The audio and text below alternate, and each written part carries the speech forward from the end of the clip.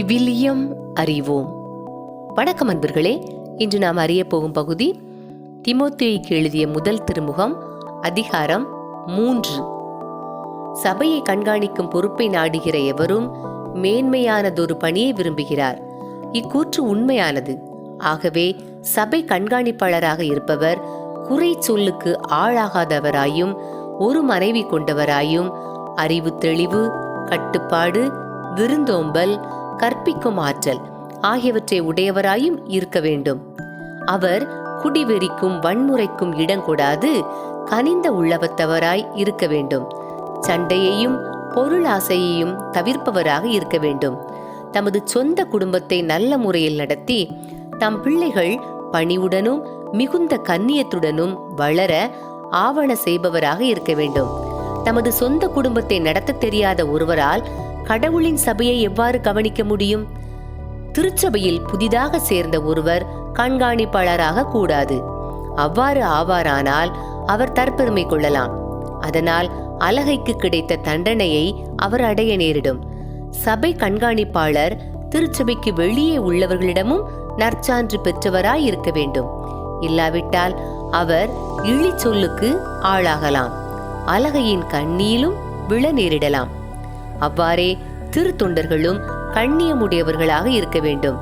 இரட்டை நாக்கு உள்ளவர்களாகவும் குடிவெறிக்கு அடிமைப்பட்டவர்களாகவும் இழிவான ஊதியத்தின் மேல் ஆசை உள்ளவர்களாகவும் இருத்தல் ஆகாது. எச்சரிக்கை: தூய மனச்சான்று உடையவர்களாய் விசுவாசத்தின் மறைபொருளை காத்து வர வேண்டும். முதலில் இவர்களை சோதித்து பார்க்க வேண்டும். இவர்கள் குறையற்றவர்கள் என காணப்பட்டால் திருப்பணி ஆற்றலாம். அதுபோலவே பெண்களும் கண்ணியமுடையவராயும் புறங்கூறாதவராயும் அறிவு தெளிவு உடையவராயும் எல்லாவற்றிலும் நம்பத்தக்கராகவும் இருக்க வேண்டும். திருத்தொண்டர்கள் ஒரு மனைவி கொண்டவர்களாயும் பிள்ளைகளையும் சொந்த குடும்பத்தையும் நல்ல முறையில் நடத்துகிறவர்களாயும் இருக்க வேண்டும். நன்கு திருத்தொண்டு ஆற்றுவோர் உயர் மதிப்பு பெறுவர். இயேசு கிறிஸ்துவின் மேலுள்ள நம்பிக்கையை குறித்து அதிக துணிவோடு பேசுவர். நான் விரைவில் உன்னிடம் வருவேன் என்னும் எதிர்நோக்குடன் இவற்றை உனக்கு எழுதுகிறேன்.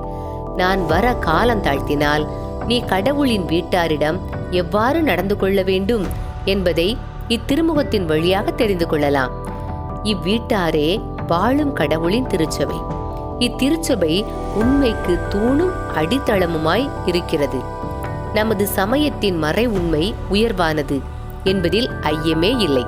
அது பின்வருமாறு: மானிடராய் அவர் வெளிப்படுத்தப்பட்டார்.